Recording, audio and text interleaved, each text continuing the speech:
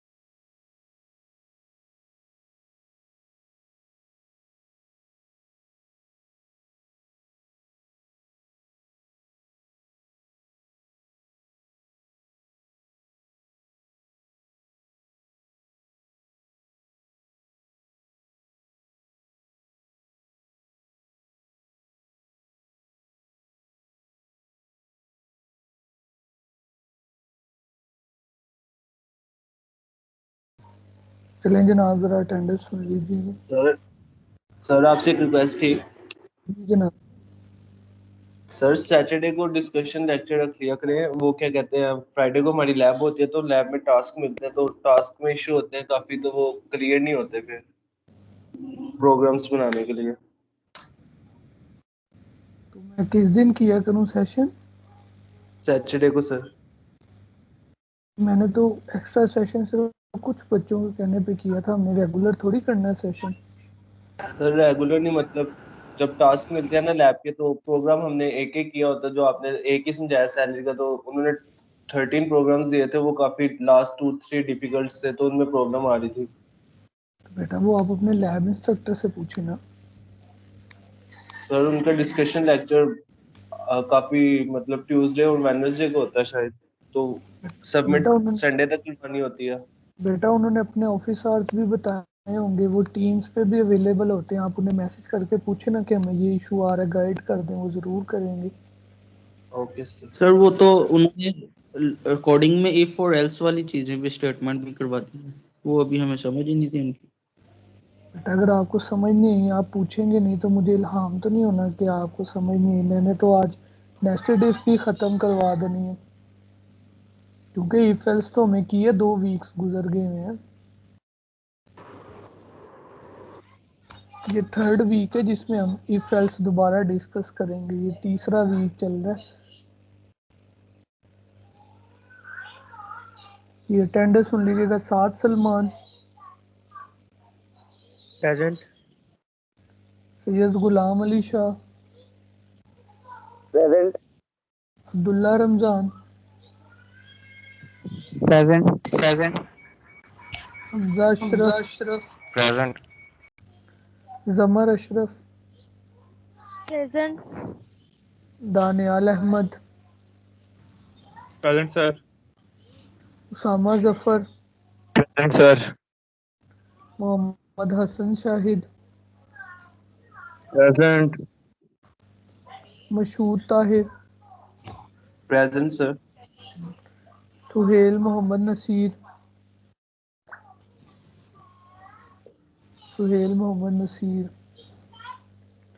Mohammad Ehsan Sabir, yes sir present. Mughal Talha,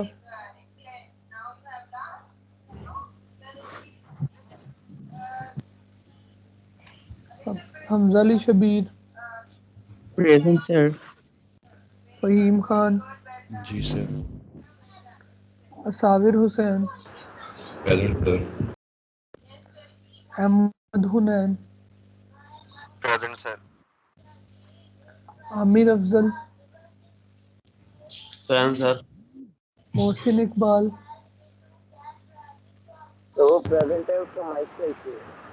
Chat बेटा क्या? आप मीटिंग मोबाइल से भी ज्वाइन कर सकते हैं, ऐसे अटेंडेंस मैंने पहले बताया रनिंग लगी हुई। Ayesha Naseer, Present, sir. Mohammad Ibrahim, present sir. Raheem Haider Qadri, Present, sir. Ayesha Majeed, Present, sir. Rohan Bashir, Present, sir. Mohammad Hunain Ishfaq, present sir. Abdul Rahman,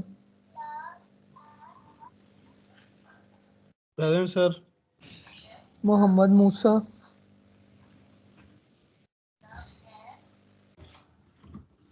Mohammad Musa, Hafiz Mohammad Arsalan Razzaq, Present, sir. Hassam Ali, present. Arsalan Atiq, present sir. Sadat Ali Naqvi, Present, sir. Mohammad Qasim Noor, Present, sir. Ismail Atif, present sir. Rimsha Ahmed, Timsha Ahmed, Mohammad Aarish Asif, Present, sir. Junaidullah Khan, Junaidullah Khan, Present. Present. Usama Atiq, present. Qasim Farooq, Present, sir. Syed Mohammad Ibrahim,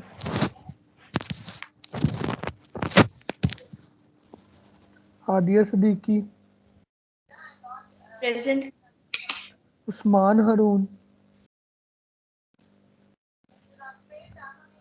Usman Haroon, Abdullah bin Sajjad, present. Nimra Shahzadi, Present, sir. Zain Ali,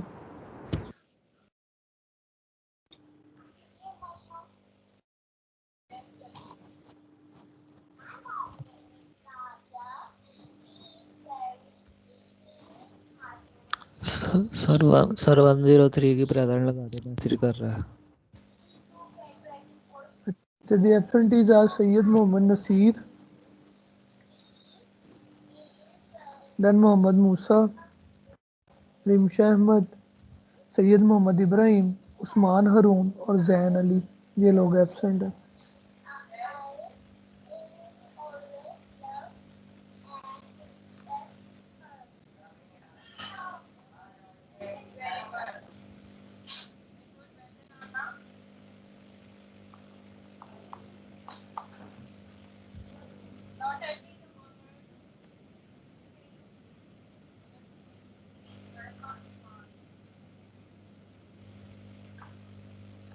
और जनाब last class में जो है ना वो हमने basically operators और उनकी प्रेसिडेंस के ऊपर डिस्कशन की थी, और हमने देखा था कि किस तरह से ऑपरेटर जो है उसकी प्रेसिडेंस और एसोसिएटिविटी जो है वो इम्पोर्टेंट रोल प्ले करती है एक एक्सप्रेशन की एवेलुएशन के दौरान। फिर हमने उसमें ये भी देखा था कि जब सेम प्रेसिडेंस के ऑपरेटर आ जाए तो आप एसोसिएटिविटी इन्वॉल्व करते हैं, और एसोसिएटिविटी डिसाइड करती है कि जो एक्सप्रेशन है वो लेफ़्ट टू राइट एवेलुएट होगा या राइट टू लेफ़्ट एवेलुएट होगा। फिर हमने जो है वो डिफरेंट टाइप्स ऑफ ऑपरेटर्स भी देखे थे, जिनमें हमने mathematical operators like multiply, divide और ये चीज़ें देखी थी। उससे पहले जो है हम logical operators, less than, greater than और इक्वल टू के ऑपरेटर जो हैं वो देख चुके हुए थे। फिर हमने अपनी वो प्रॉब्लम सॉल्व की थी कि अगर हम डिवाइड करते हैं और आंसर जो है वो फ्लोट में आना चाहिए तो वो किस तरह आता है। अगर हमने कहा था कि अगर हम इंटीजर को एक दूसरे इंटीजर से डिवाइड करेंगे तो जो आंसर हमारे पास आएगा वो एक इंटीजर वैल्यू होगा, और अगर हम किसी तरह वो आंसर फ्लोटिंग पॉइंट में चाहते हैं तो हमें क्या करना पड़ेगा, आइदर बोथ, और उनमें से कोई एक, आइदर डिनोमिनेटर और आइदर न्यूमिनेटर हमें फ्लोटिंग पॉइंट सेट करना पड़ेगा। Otherwise integer divide by N integer should be N integer. इसकी हमने कुछ इवैल्यूएशन पेपर बेस की थी और फिर उसके बाद उसी एक्सप्रेशन को हमने या तो किसी वेरिएबल में या सी आउट स्टेटमेंट के अंदर लिख के देखा था, और वो एक्सप्रेशन जो था वो हमारा एज इट इज़ वर्क कर रहा था जिस तरह हमने उसकी वैल्यूएशन सीखी थी। एक्सक्यूज मी सर, जी जनाब। ये जो लेक्चर्स हैं पिछले 2 सर, ये जी तो अपलोड नहीं हुए अभी तक यूट्यूब पे ना, वो जो चैनल है उस पे सेक्शन यार सी उस के सर, सी के पे, पर सेक्शन सी के नहीं हुए सर। ई और सी के ना तकरीबन सेम ही चल रहे हैं। एक्चुअली मेरा 2 दिन से इंटरनेट इशू था, वो मैंने कल रिजॉल्व करवा लिया। होप सो आज मैं सारे दोबारा से पेस्ट कर दूंगा। वैसे ओके आप सर। स्ट्रीम्स के जो लिंक होता है, जो आपकी स्ट्रीम है, उस पर भी जाके देख सकते हैं, तो कोई इशू सर नहीं है उसके लिए उसमें। सर वो इतना बड़ा होता है, 300 MB वो डाउनलोड करना पड़ता है पहले, फिर यूट्यूब वाला आसान होता है, वो साथ ही हम लोग ऑनलाइन देख सकते हैं। चलें ठीक हो गया, मैं कोशिश करूंगा। सेक्शन ई के तो सारे हो गए तकरीबन, सी के मैं आज कोशिश करूंगा बकाया भी कर दूं। अच्छा, फिर हमने कुछ एक फ्लोटिंग पॉइंट नोटेशन रिजॉल्व करते हुए हमने कहा था कि क्या हम इफ स्टेटमेंट के अंदर भी फ्लोटिंग पॉइंट नोटेशन ऐड कर सकते हैं। तो हमने वही छोटी सी एग्जांपल करके देखी थी कि जी हाँ, अगर आपने फ्लोट कंपैरिजन करना है तो फ्लोट का फ्लोट से ही कंपैरिजन हो सकता है, इंटीजर से नहीं हो सकता। इसके लिए हमने करके देखा था कि integer a is equals to 2 और float b is equals to 2.2। तो हमने देखा था कि वो आपस में इक्वल नहीं है, क्योंकि integer is never equal to float. आज हम जो मज़ीद आगे इन चीज़ों को शिफ्ट करेंगे, उसमें से हमने सबसे पहले थोड़ी सी अंडरस्टैंडिंग डेवलप करनी है कि जब आप कोई भी ऑपरेटर लिख रहे होते हैं इफ स्टेटमेंट के अंदर, एक्चुअली जब आप उन्हीं की बेस पे कोई कंडीशन इम्पोज करते हैं, तो एक्चुअल में जो एक्सप्रेशन है ना, वो कैसे वैल्यूएट हुआ होता है। क्योंकि इफ कंडीशन को तो सिर्फ ट्रू का पता है या फॉल्स का पता है, तो किस तरह से वो एक्सप्रेशन कंप्लीट रिजॉल्व होने के बाद इफ कंडीशन का जो आंसर है वो आता है। Let me share the screen with you guys first.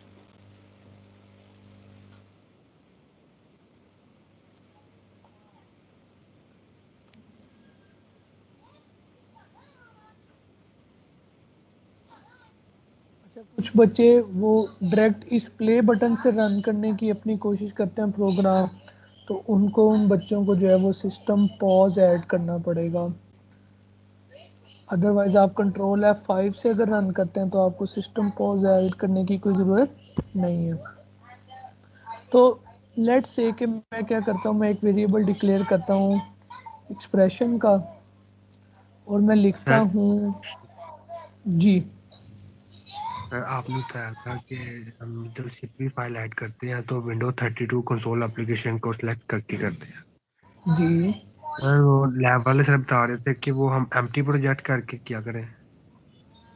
दोनों ऑप्शंस आपके पास अवेलेबल होती हैं। अगर आप एम्प्टी प्रोजेक्ट करके करेंगे तो आपको हर सूरत सिस्टम पॉज ऐड करना ही करना है, यस ठीक है, और उसके बगैर आपका प्रोग्राम एग्जीक्यूट भी नहीं होता। तो अगर आप एम्प्टी प्रोजेक्ट वाली स्कीम यूज़ करना चाहते हो आप वो भी कर सकते हो। अगर आप विंडो कंसोल 32 एप्लीकेशन करना चाहते हो आप वो भी कर सकते हो। जब आप एम्प्टी प्रोजेक्ट करेंगे तो मेक श्योर कीजिएगा यहाँ पे जो डिबगर सिलेक्ट हो ना, वो लोकल विंडोज़ डिबगर सिलेक्ट हो। इसके अलावा कोई डिबगर होगा तो वो उसमें उसको कन्वर्ट करके चलाने की कोशिश करेगा। तो इतनी ज़्यादा खप से बचने के लिए हम डायरेक्ट कहते हैं कि हम विंडो 32 कंसोल सेलेक्ट कर लेंगे, तो सिस्टम को पता चल जाएगा कि ये विंडो 32 एप्लीकेशन है और ये C++ एप्लीकेशन रन करनी है मैंने। सर ये एमटी प्रोजेक्ट वाली आप बात कर रहे हैं, रिपीट कर रहे हैं। मैं कह रहा था कि अगर आप लोगों ने एम्प्टी प्रोजेक्ट बना के कोई काम करना है तो मेक श्योर कीजिएगा कि आपका यहाँ पे जो डिबगर हो ना, वो लोकल विंडो डिबगर सेलेक्ट हुआ हो। इसके अलावा काफ़ी अवेलेबल है जो एम्प्टी प्रोजेक्ट सेलेक्ट करता है। आपने कोशिश मेक श्योर करना है कि लोकल विंडोज़ डिबगर हो, अदरवाइज एरर आ जाएगा, आपका प्रोग्राम कंपाइल नहीं होगा।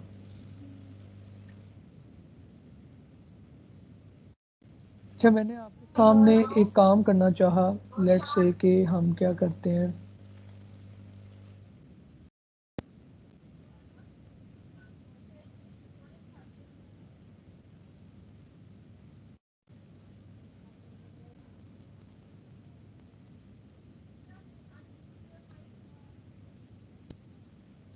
लेट्स से कि मैंने आपके सामने एक एक्सप्रेशन लिखा है और मैं लिखता हूं कि either expression is true or see out expression false।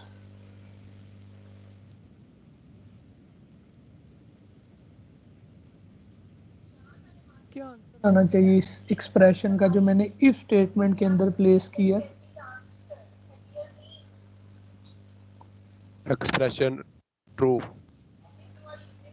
क्यों होना चाहिए? क्योंकि जब मैंने कंडीशन इम्पोज की है 3 is greater than equal to 2, तो ग्रेटर देन की प्रेसिडेंस ज़्यादा है तो पहले वो इवेलुएट होगा। वो इवेलुएट हुआ 3 इज ग्रेटर देन ट्रू 2, तो इसकी कंडीशन आ गई ट्रू। तो उसने क्या कर दिया, सी आउट कर दिया एक्सप्रेशन ट्रू। तो आए हम चला कर देखते हैं। आप देखें एक्सप्रेशन टू हमारे पास आ गया क्योंकि वो जो है वो ट्रू था। क्या आंसर आना चाहिए?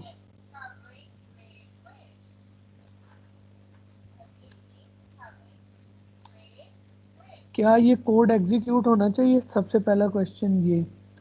और अगर आप कहते हैं नो सर, अगर condition code no code sir. अगर एग्जीक्यूट होता है, कोई बच्चा समझता, तो क्या आंसर आना चाहिए? सर हो गया एग्जीक्यूट। क्यों एग्जीक्यूट क्यों होगा? फॉल्स आएगा सर, एक्सप्रेशन सर मेरे ख्याल से ये एक एल्स आ जाएगा बूलियन सर। वेरिएबल है। एक क्या है? बूलियन वेरिएबल, लेकिन ऊपर हमने इसको डिक्लेयर नहीं किया हुआ। आई डोंट नो, शायद एरर भी आ सकता है। हाँ, वेरिएबल तो अभी हमने डिक्लेयर नहीं किया, ये बात आपने बिल्कुल ठीक की है।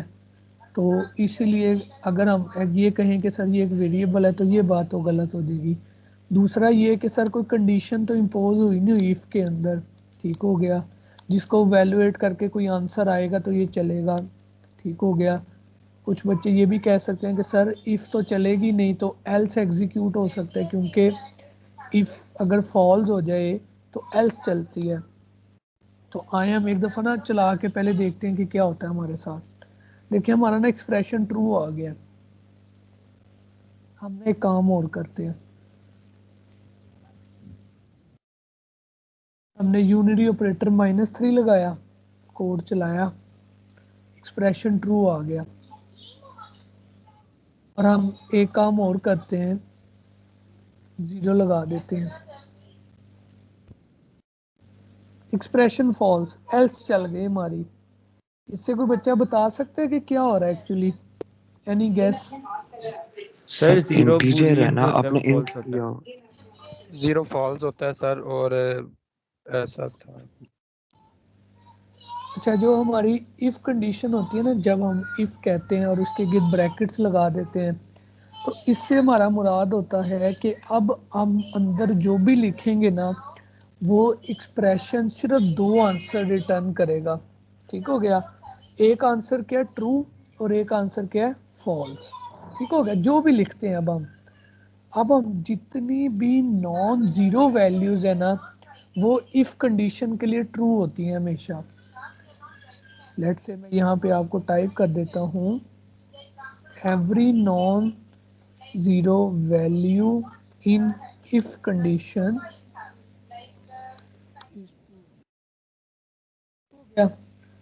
और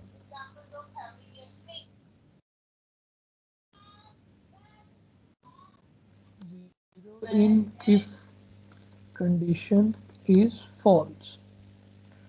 अब आप देखें कि मैं कोई भी एक्सप्रेशन या कोई भी हार्ड कोड वैल्यू लिखूंगा, लेट्स से अगर मैं हार्ड कोड वैल्यू लिख देता हूँ और वो नॉन ज़ीरो है, तो इससे मुराद है कि इफ़ के लिए वो वैल्यू ट्रू ही ट्रू है।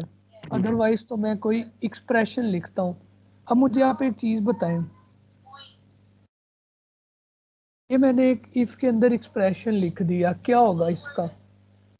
सॉरी 5/2 क्या होगा इसका? सर 2 आएगा। सर एक्सप्रेशन ट्रू सर आएगी। ट्रू होना चाहिए।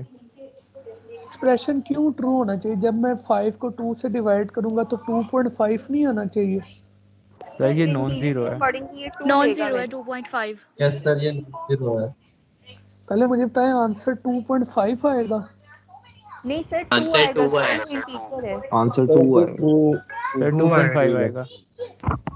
नहीं 2 आंसर आएगा 2 2 आएगा आएगा। 2 वो आएगा। इसलिए आएगा कि हमने क्या किया है, एक इंटीजर को दूसरे इंटीजर पे डिवाइड कर दिया है। तो integer divide by N integer should be N integer. Integers. ठीक हो गया। अब हम क्या करते हैं, अब हम कहते हैं कि ये तो जब हम डिवाइड करेंगे 2 आएगा, 2 is the non zero value. तो हम क्या करेंगे, इसको वो देख लेते हैं, ये ट्रू हो जाएगी इफ। अब मैं क्या करता हूँ, सर ये जो ऊपर आपने पॉइंट लिखे हैं इसके साथ डबल स्लैश क्यों लगाया है? ताकि ये कमेंट रीड हो जाए। Okay sir. इसके दौरान हम सिस्टम को मतलब कंसोल अपना प्ले कर सकते हैं। क्या? सॉरी, क्वेश्चन रिपीट कीजिएगा। मैंने कहा इसके दौरान हम अपनी कोडिंग को प्ले कर सकते हैं डिबगर को। ये जो इसके दौरान मतलब?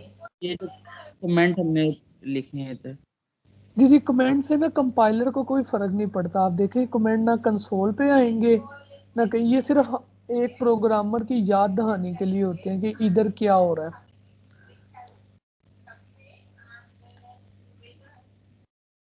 अब एक्सप्रेशन कैसे इवैल्यूएट होगा? जी, मैंने ब्रैकेट्स नहीं इन्वॉल्व की अभी, तो क्या होगा? ट्रू आएगा सर, ट्रू।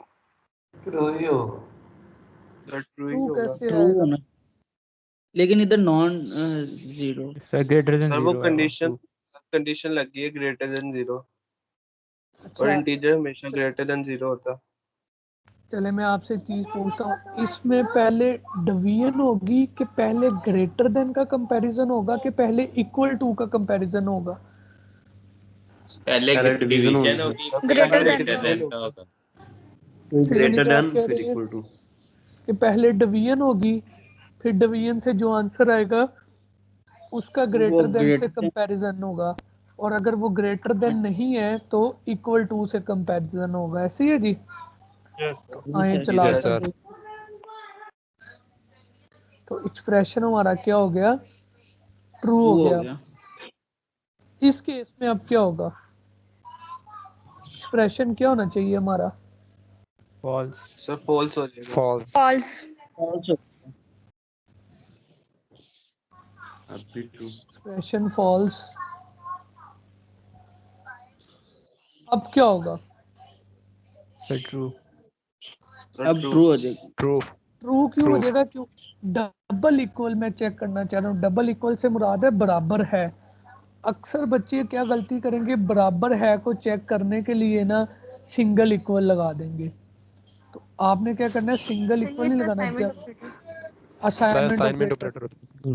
हाँ, ये आप लोग देखेंगे कि अक्सर बच्चे ना ये गलती करेंगे। तो आपने जब भी कंपैरिजन करना है डबल इक्वल के, ये दोनों चीज़ें बराबर हैं, तो डबल इक्वल का ऑपरेटर यूज़ करेंगे। तो लेट जी हम क्या करते हैं जी,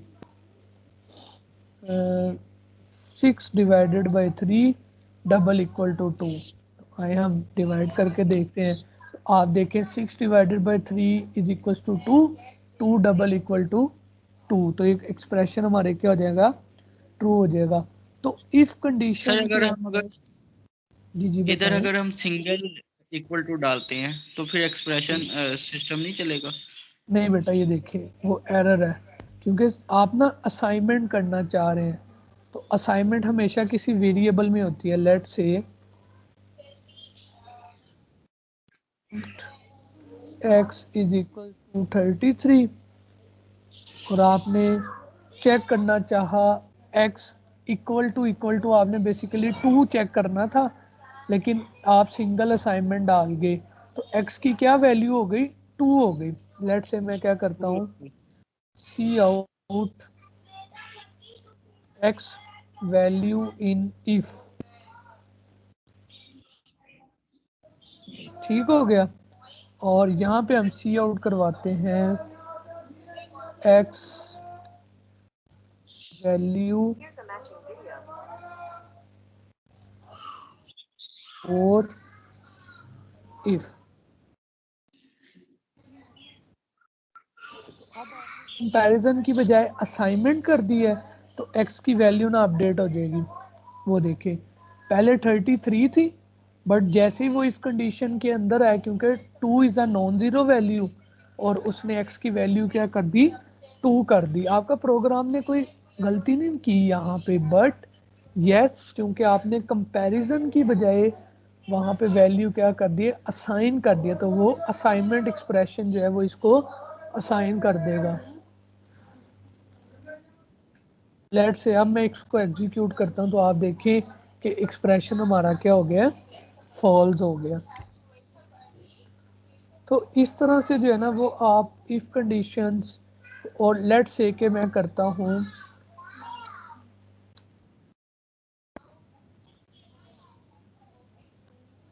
क्या आंसर आएगा।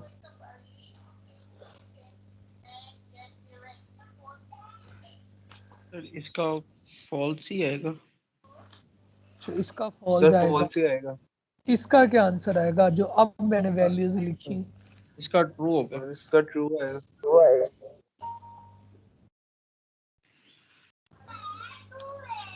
एक्सप्रेशन क्या हो गया हमारा ट्रू हो गया क्योंकि 0.0 जो है वो इसको फ्लोट ट्रीट कर रहा है कोई फर्क नहीं है। तो लेट से अगर मैं पॉइंट से 0 से बड़ी कोई वैल्यू लिखूंगा तो इट ऑलवेज ट्रीटेड एज कि वो कोई एक्सप्रेशन ऐसा है जो उससे बड़ी वैल्यू लेकिन नीचे एक वार्निंग भी आ गई है। वो वार्निंग जो फ्लोट और डबल डाटा टाइप की आ रही है वो भी हम ज़रूर डिस्कस करेंगे। But yes float can comparison with float integer can compare with integer. अच्छा चले ये तो हो गया डिफरेंट एक्सप्रेशंस को जो है ना वो हमने कोड करके देख लिया। जी जनाब। अगर एक तरफ फ्लोट और एक तरफ इंटीजर हो फिर क्या इशू आएगा? सॉरी क्या हो सर एक तरफ कंपेयर कर रहे हैं फ्लोट को और दूसरा हमने इनिशियलाइज कर दिया इंटीजर से, तो उन दोनों को कंपेयर करेंगे फिर क्या इशू आएगा? बेटा ये वही किया अभी हमने। ये देखें एक x हमारा इंटीजर है और y हमारा फ्लोट है तो कंडीशन हमारी फॉल्स हो गई क्योंकि ये 33.3 है और ये 3 है। तो क्या 3 इक्वल है 33.3 के नहीं इक्वल है कंडीशन फॉल्स हो जाएगी और आपका आंसर एक्सप्रेशन फॉल्स का आ जाएगा। तो ले जनाब ये हमने जो है वो डिफरेंट ऑपरेटर्स और उनको इफ कंडीशंस के अंदर ना इन्वॉल्व करके देखा। अब हम चलते हैं कि आपके जो असाइनमेंट का क्वेश्चन नंबर 1 था ज़रा उसकी तरफ मूव करते हैं। लेट्स से कि आपकी असाइनमेंट 1 जो थी लेट मी फाइंड आउट।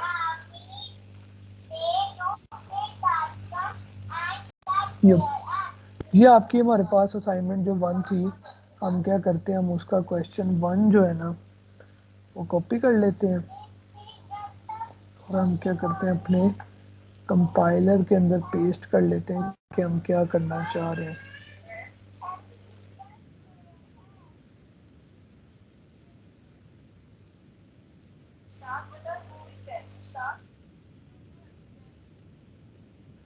हम बेसिकली एक प्रोग्राम लिख रहे थे जिसमें हम कह रहे थे कि सर ये हमारा सर हमारे जो है ना मतलब प्रोग्राम से ये वाला विजुअल स्टूडियो में जिसमें जब हम ये कमेंट पास करने के लिए करते हैं ना ये चीज अप्लाई तो हमारी सिर्फ सिंगल लाइन को होता है मतलब सिंगल लाइन का किया तो है सर स्लैश स्टैरिक और स्टैरिक स्लैश ये आपका मल्टी लाइन कमेंट होता है।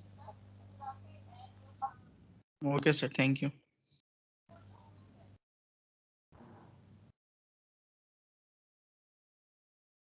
सर ये सिंगल लाइन पे चल जाता है?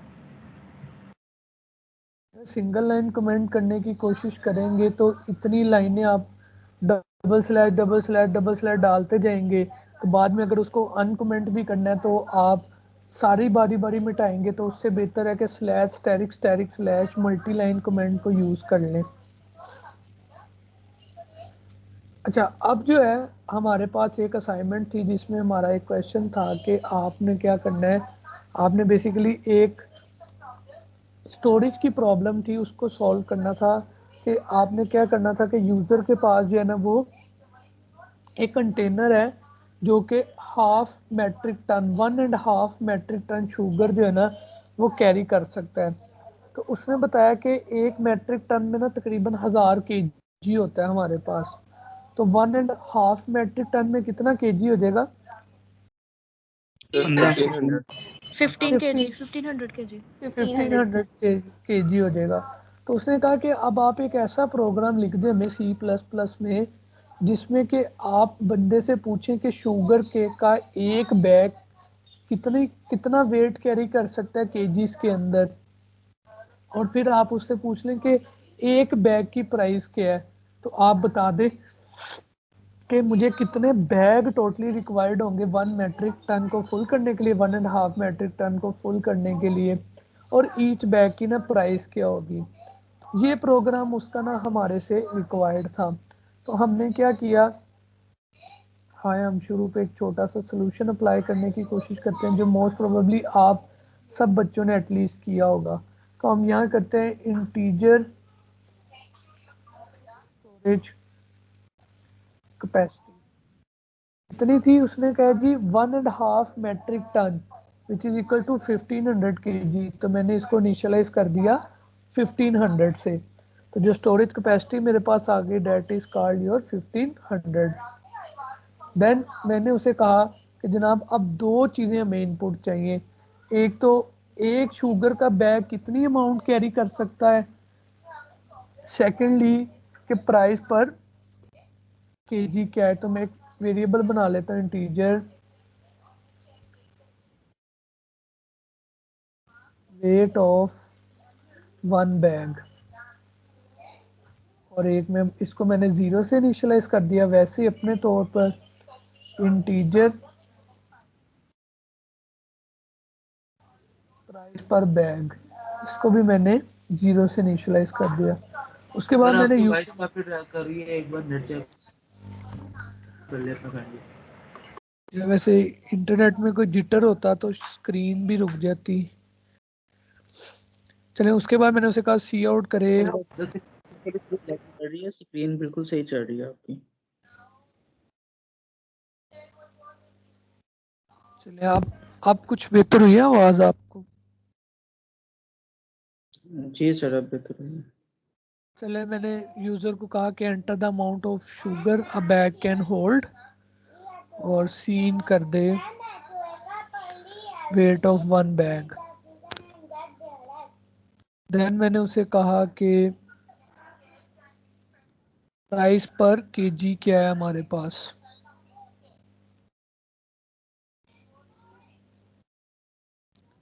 सीन करवा दिया मैंने price per bag.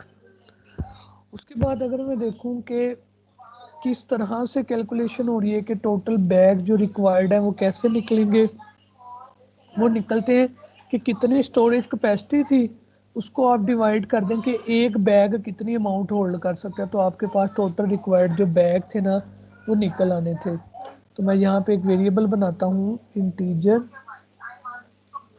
Total bag required 0।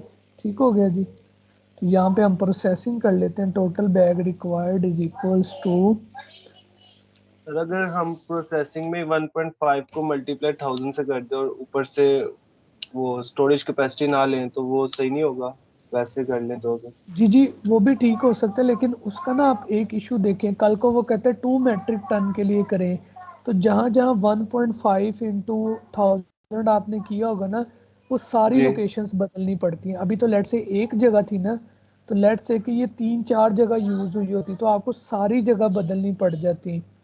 तो इससे ओके बेहतर था कि आप वेरिएबल में स्टोर करें और सिर्फ उस वेरिएबल को बदलें, तो आपका ऑटोमेटिकली क्या हो जाएगा, सारी जगह से अपडेट हो जाएगा। ओके। और मैंने उस बैग की प्राइस कैसे निकलनी है, वो शुगर कैन होल्ड को मल्टीप्लाई कर दूंगा प्राइस पर केजी से। तो मैं यहाँ एक और वेरिएबल बना लेता हूँ इंटीजर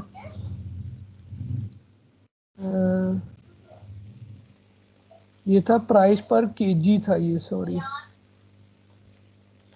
और ये था price per bag, price per KG, और यहाँ पे आ जाएगा price per bag is equals to weight of one bag multiply by price per KG. बाद मैं सी आउट कर देता हूँ जो स्टेटमेंट उसने कही हुई थी।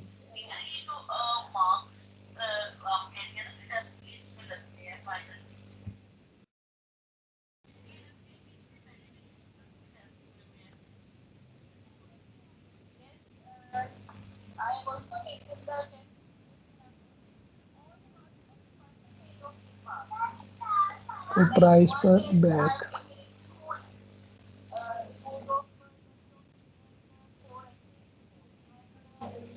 यहाँ आ गया प्राइस पर बैग।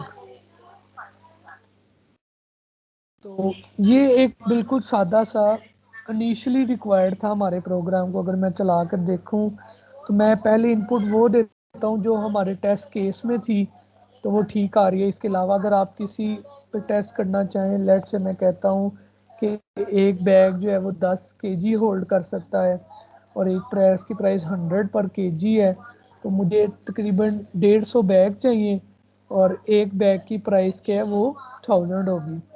अब मुझे बताएं, थोड़ा सा हम इनपुट्स की तरफ आते हैं कि what should be the minimum value कि एक शुगर बैग जो है वो होल्ड कर सकता है। What should be the minimum value जो हमारे 1 सिस्टम की kg 1 kg 1 केजी, और what should be the maximum value 50 kg 50 kg 1500 kg 1500 KG. 1500। तो आए मैं क्या करता हूँ, अपने प्रोग्राम को ना एक फॉल्स इनपुट देता हूँ।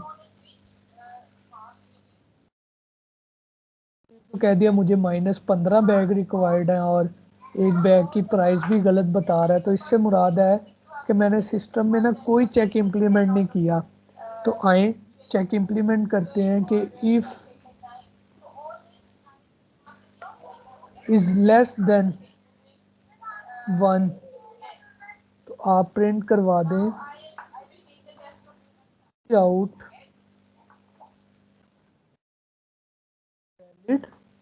इनपुट। ठीक हो गया। एल्स आप क्या करें,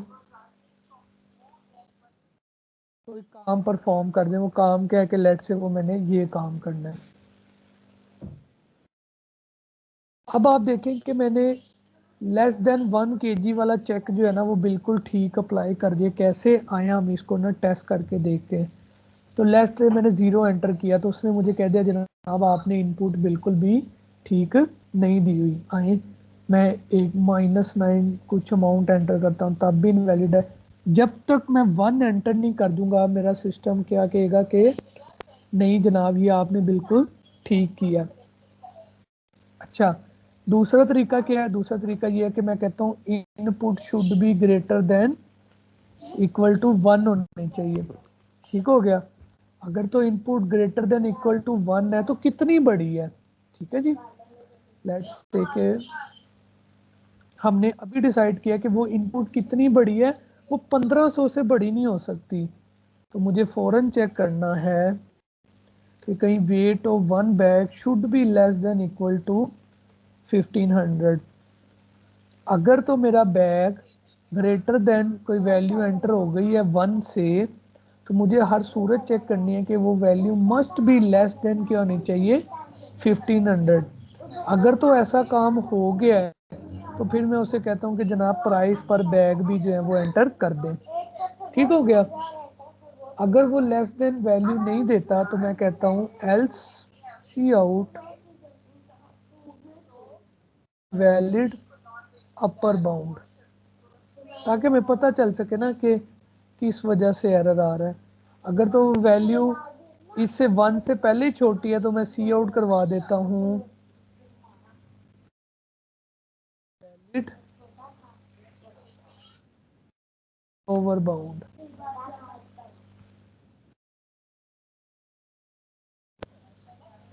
अब जब मैंने प्राइस पर केजी इनपुट लेनी है तो कोई मुझे बता सकता है कि what should be the lower bound के एक प्राइस पर केजी की वैल्यू मिनिमम क्या होनी चाहिए जी? सर 1 उसकी भी वैल्यू क्या होनी चाहिए? 1 है मिनिमम। अपर वैल्यू क्या होगी? सर 115। नहीं 115 तो नहीं है, वो तो एक सैंपल केस है। 200 रुपये भी हो सकती है चीनी पर केजी। सर इंफिनिटी हो सकती है, जितनी मर्जी हो सर सकती अपर तो है, कुछ भी हो सकती है। सिर्फ तो फिर नेगेटिव नहीं कैसे हो सकती। कैसे रिस्ट्रिक्शन लगाएं अपर बाउंड की? सर रिस्ट्रिक्शन लगाई ना। रिस्ट्रिक्शन तो लगाना बहुत जरूरी है, सर वरना तो नेगेटिव वैल्यू के लिए लगा दें बस। नहीं। हमने याद करें एक चीज पढ़ी थी कि अगर वैल्यू इससे बाहर चली गई तब भी तो एरर है ना। उस चीज जी को सर। याद करें, रेंज का नाम दिया था हमने।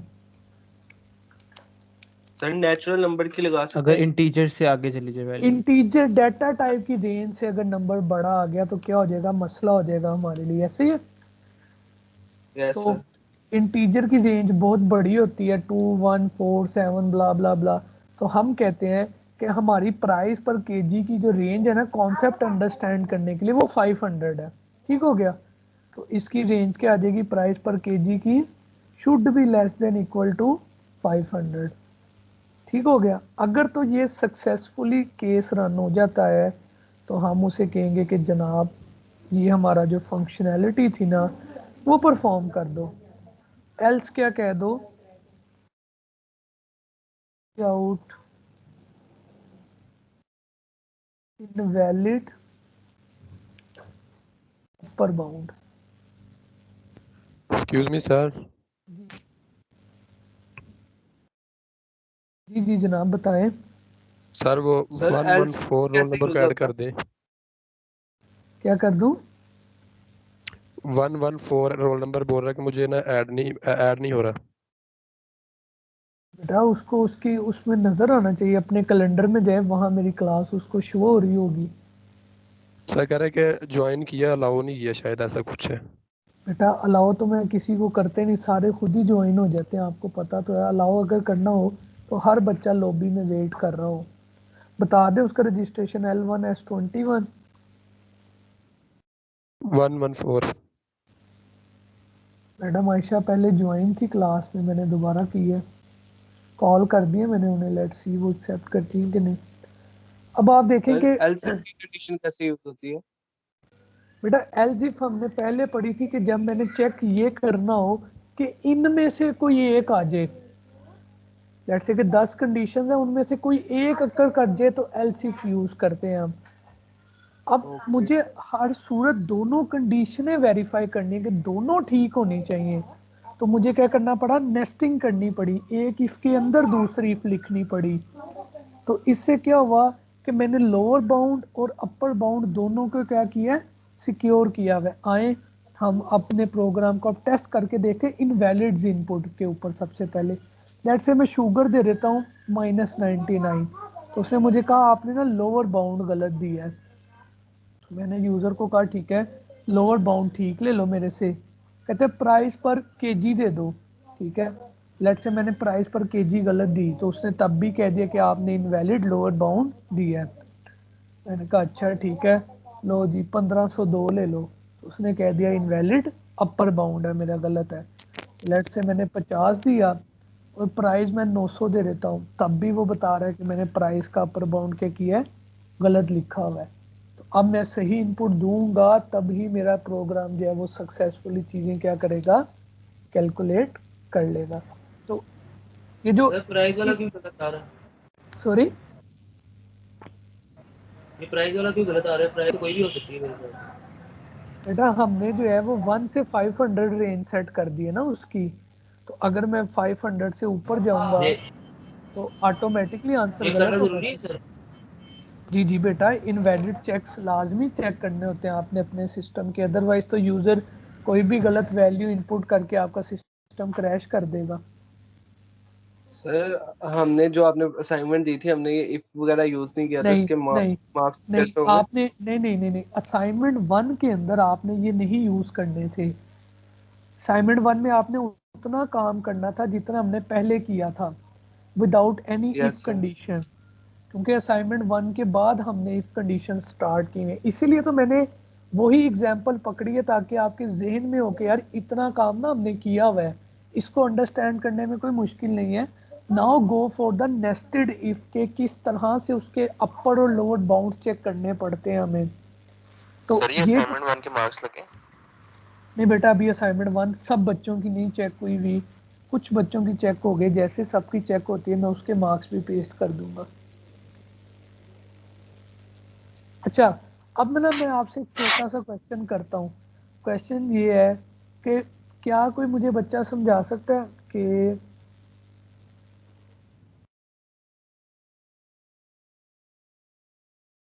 Sorry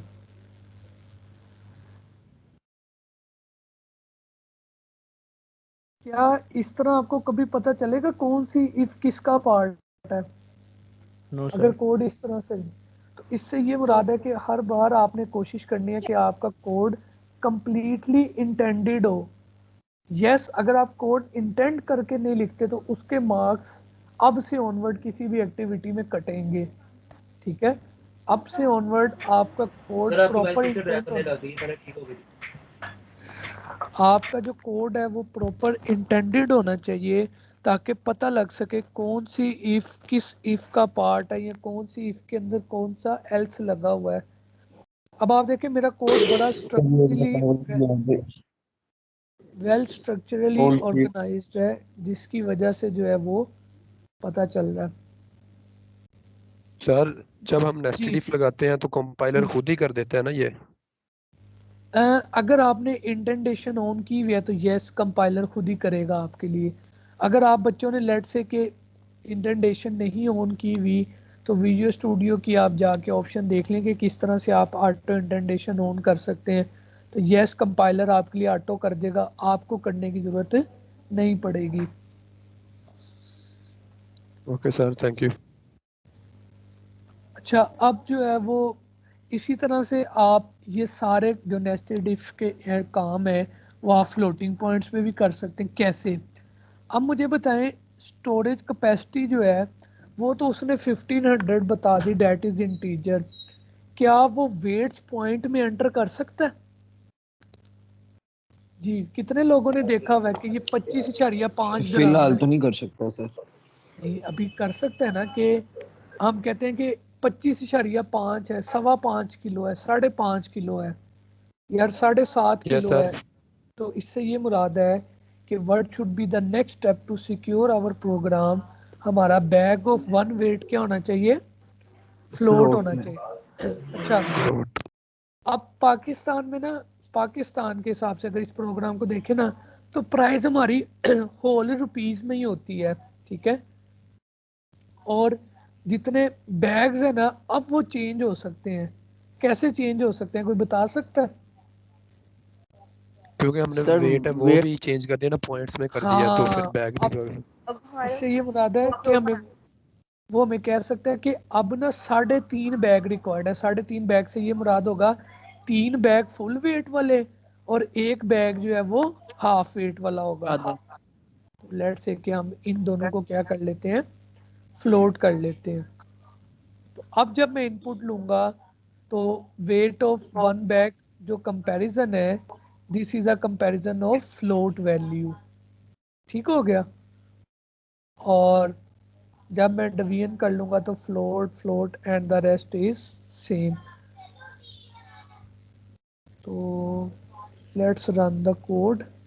okay, weight of 1 bag जो है वो फ्लोट है, तो ये जो प्राइस पर केजी है ये इंटीजर है, तो आंसर शुड बी फ्लोट। तो प्राइस सर अगर पर हम जी सर अगर हम अपने प्रोग्राम को सिक्योर करने के लिए इंट की जगह यूज ही फ्लोट करें तो ऐसा अच्छा पॉसिबल है? अच्छा, जब आप हर जगह फ्लोट फ्लोट फ्लोट लगाते जाएंगे ना तो आपका प्रोग्राम मेमोरी में ज़्यादा स्पेस लेना शुरू कर देगा। आप देखिए कैपेसिटी फ्लोट में नहीं है, तो इसको फ्लोट लगाना कोई तुक बनता नहीं है, प्राइस पर केजी फ्लोट में नहीं है, इसके गिर्द फ्लोट लगाने का कोई तुक बनता ही नहीं है। हम हमेशा प्रिसाइज्ड डाटा टाइप यूज़ करते हैं ताकि हमारा प्रोग्राम कम से कम मेमोरी लेकर ज़्यादा अच्छे तरीके से एलोकेट चल सके। क्योंकि जब आपने इंट स्टोरेज कैपेसिटी लिखा होगा तो एक्चुअली हुआ क्या होगा कि रैम के ऊपर एक वेरिएबल बनाया गया होगा इंटीजर टाइप का 4 बाइट्स का, और उसके अंदर वैल्यू का स्टोर की गई होगी 1500। तो एक्चुअल में आपने 4 इंटीजर के बाइट्स रिक्वायर्ड किए जिसकी एक खास रेंज है। फ्लोट की रेंज उससे ज़्यादा हो गई, अब बड़ी वैल्यू आपने स्टोर करनी है तो अब आप बड़ी स्पेस रिक्वायर्ड उससे कर रहे होंगे। तो इसलिए बेहतर है कि जोन सी डाटा टाइप हो वो एंटर करें एज़ कम्पेयर टू कि हम बस फ्लोट। फिर तो आप कहीं सर हम डबल लिख लेते हैं, डबल की रेंज इससे भी ज़्यादा हो जाती है, तो ऐसा नहीं होता। तो लेट्स से कि मैं कहता हूँ एक बैग जो है ना वो 50.5 kg रिक्वायर्ड कर सकता है और एक बैग की प्राइस 100 है। तो अब आप देखें कि मुझे वो कहते हैं 29 बैग पूरे 50.5 वाले, और थोड़ा सा वेट जो है वो आपका ये एक्सटेंड हो जाएगा। तो आप इस तरह से फ्लोट के अंदर भी इस प्रोग्राम को कर सकते थे, बट अगेन असाइनमेंट 1 में फ्लोट नहीं पढ़ा था आप लोगों ने।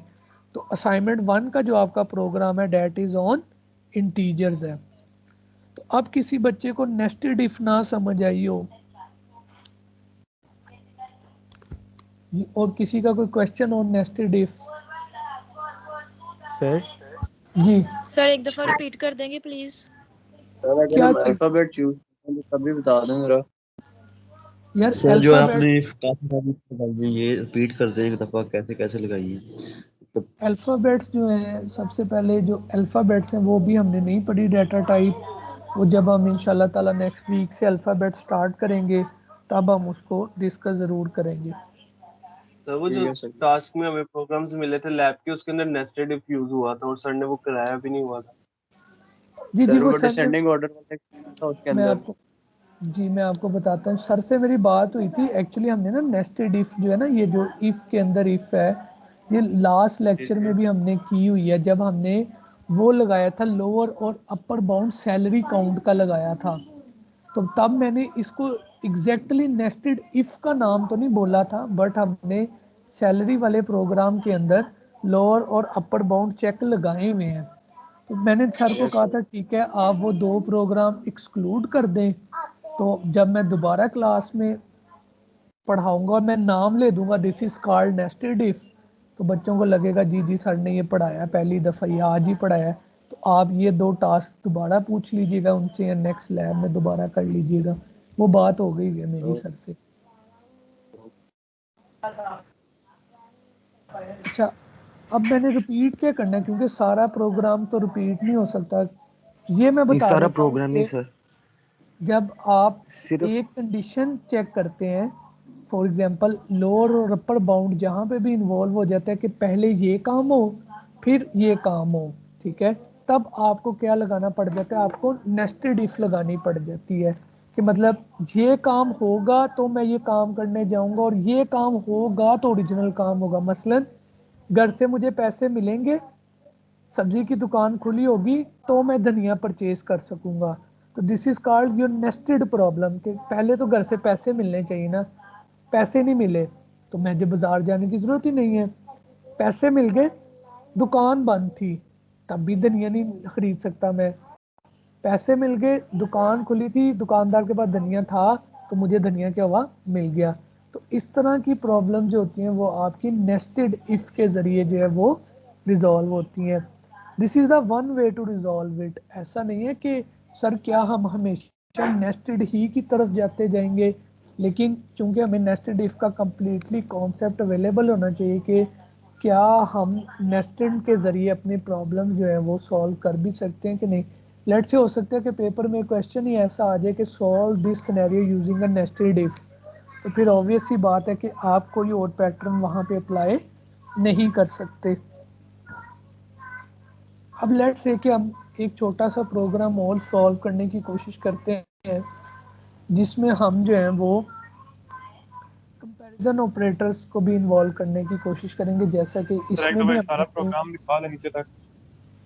सॉरी स्क्रॉल डाउन सर थोड़ा सा कीजिएगा इसको प्रोग्राम को। ये लें, कितना स्क्रॉल सर डाउन ये कर। कॉपी करके चैट में सेंड कर दें। आपको कॉपी पेस्ट जी जी, करके चैट में सेंड कर दें। नहीं नहीं, मैं ये पूरी चैट में फाइल सेंड। जो है, ये पूरी फाइल जो है ये यहाँ अपलोड करूँगा फाइल्स के टैब के अंदर। देखिए ना, क्लास ठीक मटेरियल है में सर। जाके यहाँ पे हम पूरा वो ओके सर। पेस्ट करते हैं प्रोग्राम अपना, वो तो कोई इशू नहीं है। अच्छा, अब आप इसकी थोड़ी स्पेसिंग का एडजस्टमेंट कर सकते हैं कि जहाँ बहुत ज़्यादा आपको लग रहा हो स्पेसिंग आ गई है, आप अपने तौर पर रिमूव कर सकते हैं। तो ये बेसिकली ओरिजिनल शेप्ड है इस पूरे प्रोग्राम की, जहाँ पे आपने सारी इनवैलिड इनपुट्स को भी जो है ना वो कैटर किया हुआ है। अच्छा, इसका फ्लो चार्ट कैसे बनेगा? आप इसका फ्लो चार्ट कैसे बनेगा? सर ये मेरा क्वेश्चन था, ये फ्लो चार्ट हमें आगे काम देते, मतलब जी बिल्कुल। आप सर ये किस हमेशा बेस पे पहले, हमने आप प्रेजेंटेशन देने के हमेशा लिए। हमेशा कभी भी जो है ना डायरेक्ट कोड, लेट से मैं कहता हूँ आप अपना ना आइडिया पिच करना चाहते हो, लेट से आप कहते हो आपके पास रोबोटिक्स की फील्ड में ना एक बहुत हमंगस आइडिया है। लेट से आप कहते हो कि सर मेरे पास ना एक आइडिया है कि एक रिबोट अंडर वाटर चलेगा और वो रिबोट जो है ना वो पानी में से कचरा सेपरेट करेगा। ठीक हो गया। अब वो आइडिया आप रिप्रेजेंट कैसे करोगे? ठीक है, सबसे पहले आप क्या करोगे, उसकी कोई विजुअलाइजेशंस चाहिए होंगी आपको। ठीक हो गया, तो विजुअलाइजेशन आप पावर पॉइंट में दिखा दोगे। उसके बाद अब उसका फ्लो ऑफ मैकेनिज्म क्या होगा वो आप कैसे डिफाइन करोगे? वो आप डिफाइन करते हो यूजिंग अ फ्लो चार्ट्स। अब डिफरेंट टाइप्स के फ्लो चार्ट्स होते हैं, डिफरेंट टाइप्स की डायग्राम्स अवेलेबल होती हैं, जो आप एक course introduction to software design में भी पढ़ोगे। तो आप देखोगे कि basics of the flow chart जो है ना वो हर जगह यूज़ हो रही होती हैं। तो जनाब अब हम इसका जो है ना वो छोटा सा एक फ्लो चार्ट देख लेते हैं कि किस तरह से जो है वो ये फ्लो चार्ट जो है वो काम कर रहा होगा।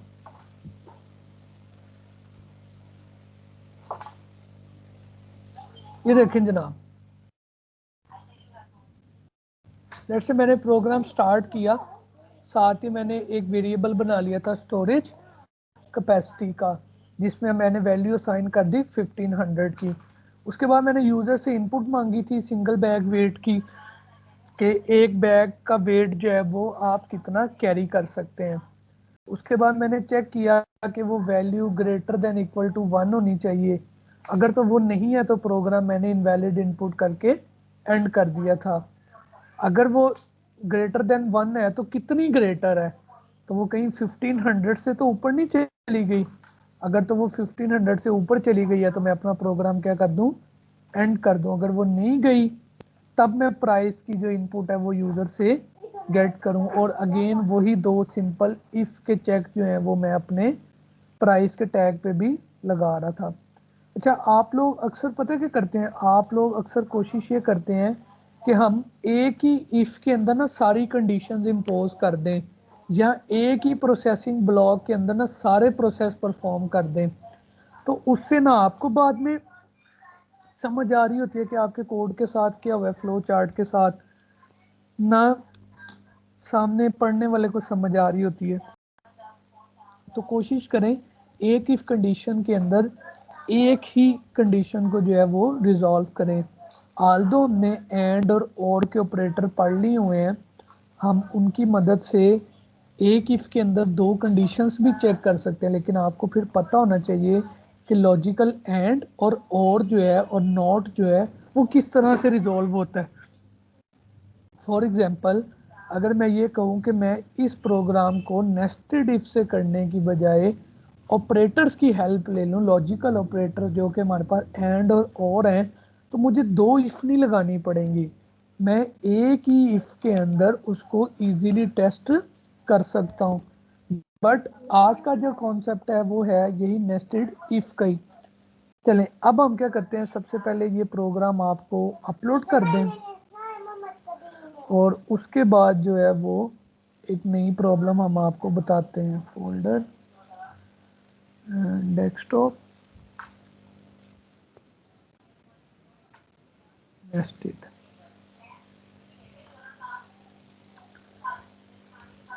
तो ये फोल्डर जो है ये आपका अपलोड हो गया नेस्टेड के नाम से।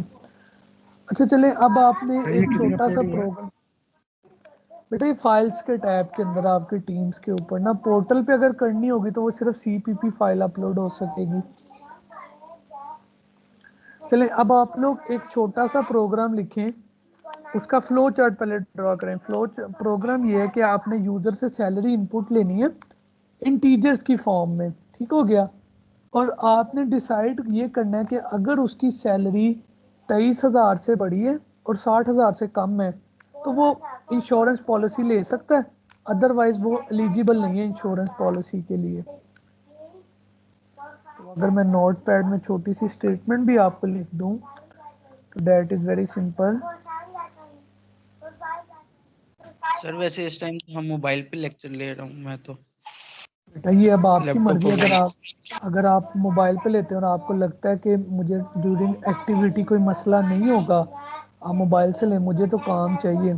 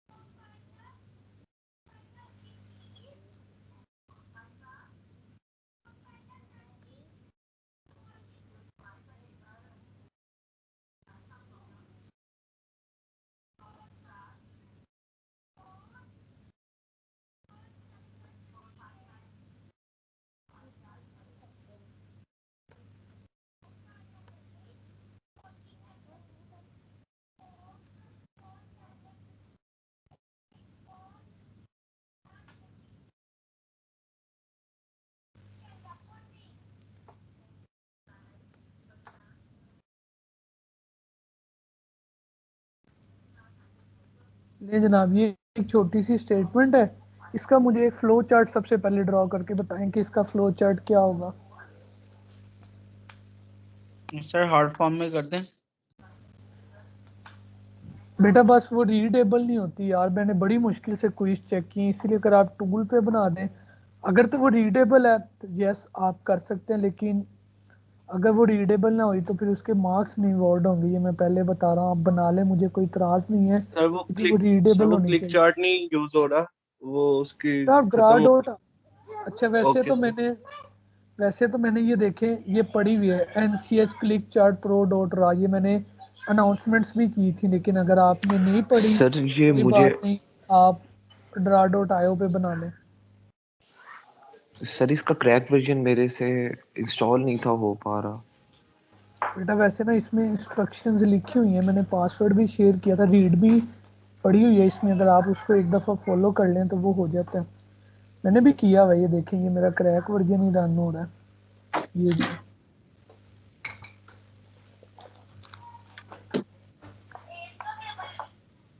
जनाब हम प्रॉब्लम खोल लें बस। ये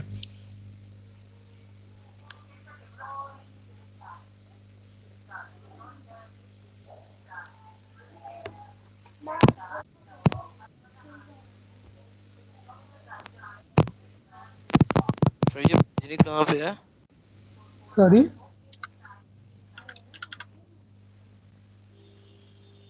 बच्चे क्या पूछ रहे हैं सबमिशन कहाँ आप? पे कर? वो भी टीम से बनाते हैं, अगर आपने इसका फ्लो चार्ट ठीक से बना लिया तो उस फ्लो चार्ट का C++ कोड भी लिखें।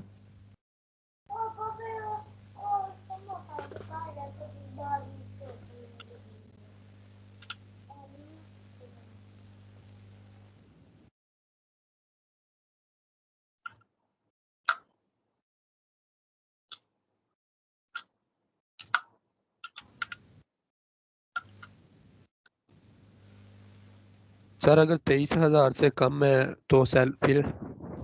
वो इनवैलिड इनपुट है ना, वो उसके लिए आप कह दें नो पॉलिसी अवेलेबल, ये लिख दें बस। Okay sir. ये मैं आपकी चैट में पेस्ट कर देता हूँ मीटिंग की। ताकि आप लोग देख लें और उतनी देर मैं जो वो सबमिशन बना लूँ। cp2.txt इस समवन नीड्स तो मैंने चैट में अपलोड कर दिया, आप तब तक वहाँ से देख लें और मैं जो वो सबमिशन क्रिएट कर लूँ इसकी।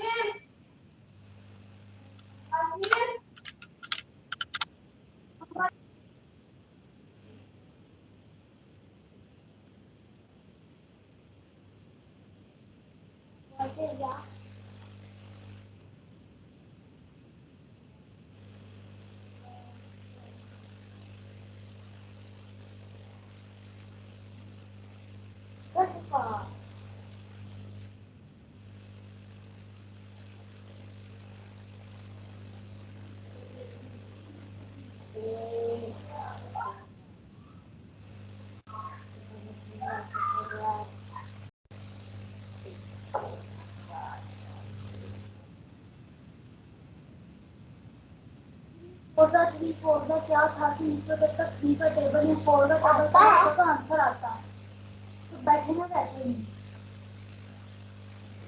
इधर रखो क्लिपबोर्ड टाइम आता मैं पहले काम चेक करवा रहा हूँ।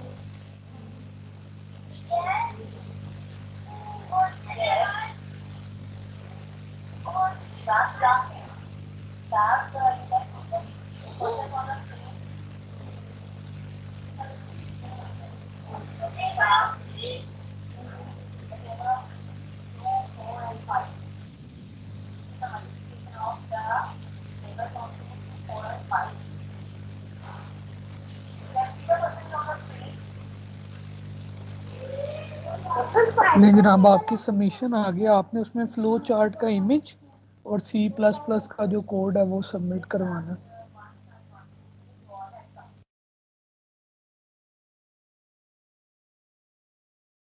टाइम कितना है सर? 12:20 तक है बेटा, एक छोटी सी एक इफ कंडीशन ही तो है इसमें और कुछ भी नहीं है।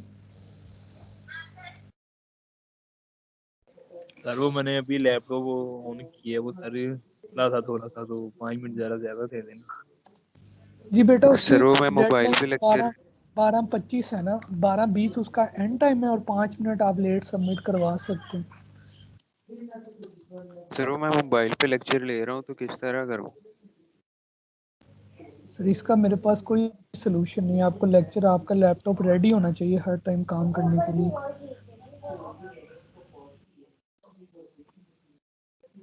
वैसे आप ऑनलाइन कंपाइलर भी यूज़ कर सकते हैं C++ का। ओके सर, मैं करता हूँ।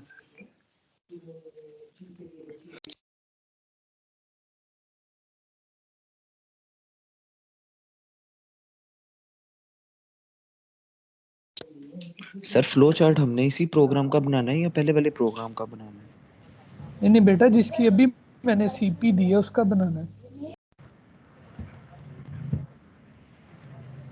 सर इसमें ये जो सैलरी है इसमें बिटवीन आएगा कि 25,000 और 50,000 भी आएगा बीच में? बेटा इन बिटवीन से मुराद होता है कि इसके दरमियान होनी चाहिए, वो चीज़ इंक्लूड नहीं होती। इनको इनको निकाल के आएगा? जाहिरी बात है, यस, इन बिटवीन यही होता है।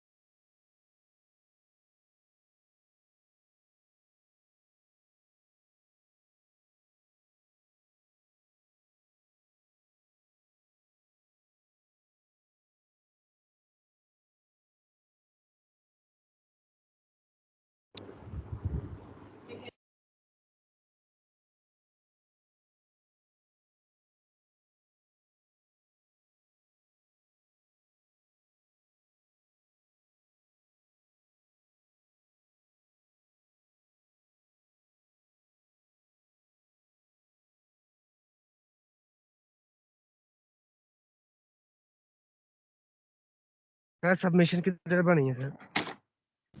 बेटा टीम्स पे बनी हुई है।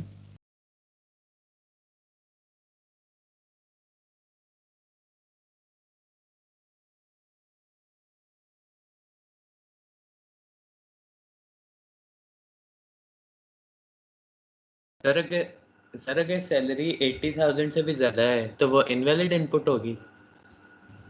जी बेटा, अगर सैलरी इन रेंजेस से कहीं पे भी ऊपर नीचे लाए कर रही है ना, तो आप लिख दो कि policy not applicable.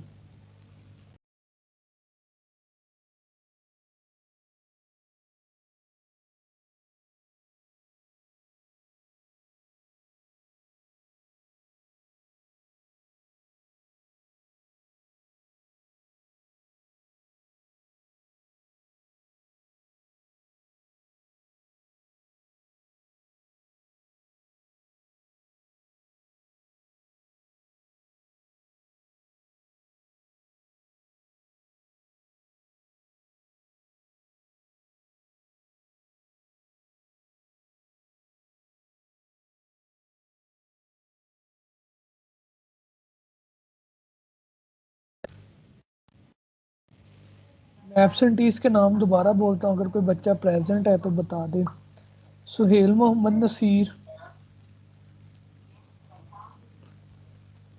Mohammad Musa, Rimsha Ahmed, sir present. Sohail Naseer present. Sir Rimsha Ahmed present. Suhail Naseer present sir. Sohail Naseer present. जी मैंने लगा दिया। मोहम्मद मूसा एब्सेंट है। Rimsha Ahmed, sir Rimsha Ahmed present. Sir then Mohammad Musa present है। कौन प्रेजेंट है? मोहम्मद मूसा। पर मोहम्मद मूसा टीम्स में क्यों नहीं नजर आ रहा?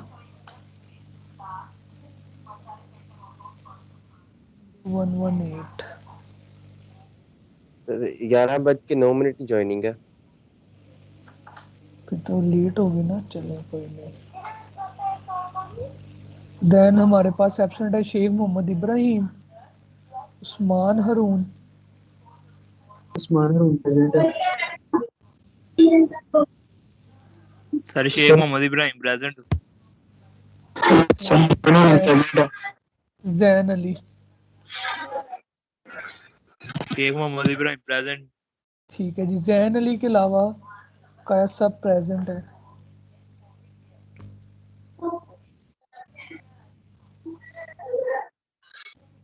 जी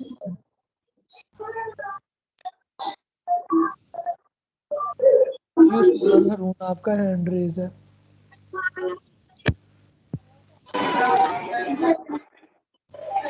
सर सिर्फ फ्लो चार्ट ही बनाने। ये हम 23,000 to 60,000 कैसे लिखेंगे? 23,000 को 60,000 मतलब बात समझा नहीं। कैसे लिखेंगे?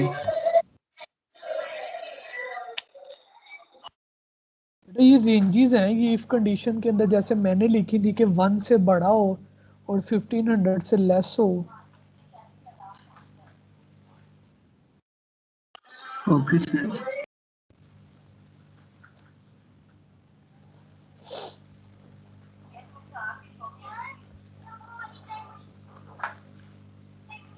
सर फ्लो चार्ट बना के कोड बना के फिर इसको अपलोड करना है। जी जी बिल्कुल। और जिप फोल्डर वगैरह बनाएंगे? नहीं, आप दोनों अलग अलग भी अपलोड कर सकते हैं। अगर आपने जिप फोल्डर अपलोड करना है, आप जिप फोल्डर अपलोड कर दें, कोई ठीक मसला हो नहीं हो। गया। और CPP file upload, source file upload जी करनी है। जी बिल्कुल। ठीक हो गया।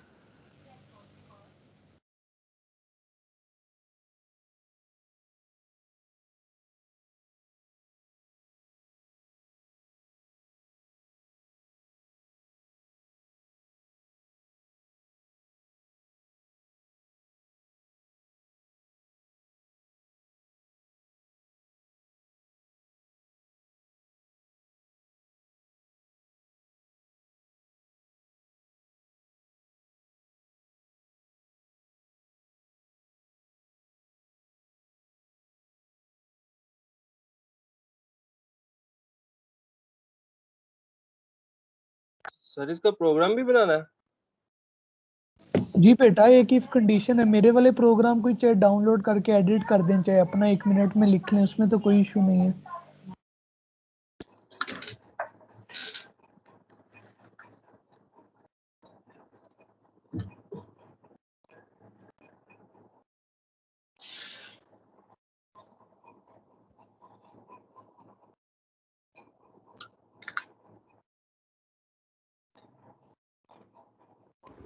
सर टाइम कब तक है?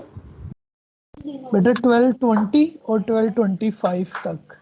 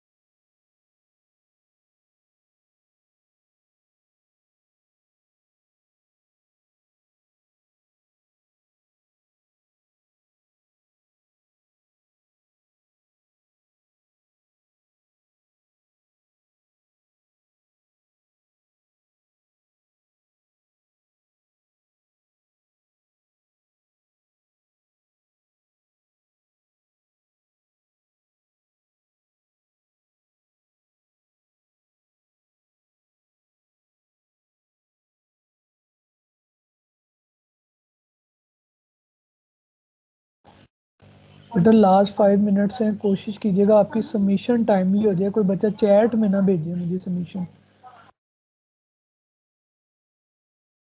जी टाइम थोड़ा बढ़ा सकते हैं आप? यार 10 मिनट इंक्रीज कर दूंगा, इससे ज़्यादा तो नहीं दे सकूंगा ना, क्योंकि क्लास ऑफिशियली तो ख़त्म हो गई है, मैंने फिर भी 5 मिनट ऊपर दिए हुए हैं। सर थोड़ा सा कर दें टाइम, क्योंकि अभी फ्लो चार्ट तो बन गया हुआ है लेकिन प्रोग्राम में थोड़ा टाइम लगना है।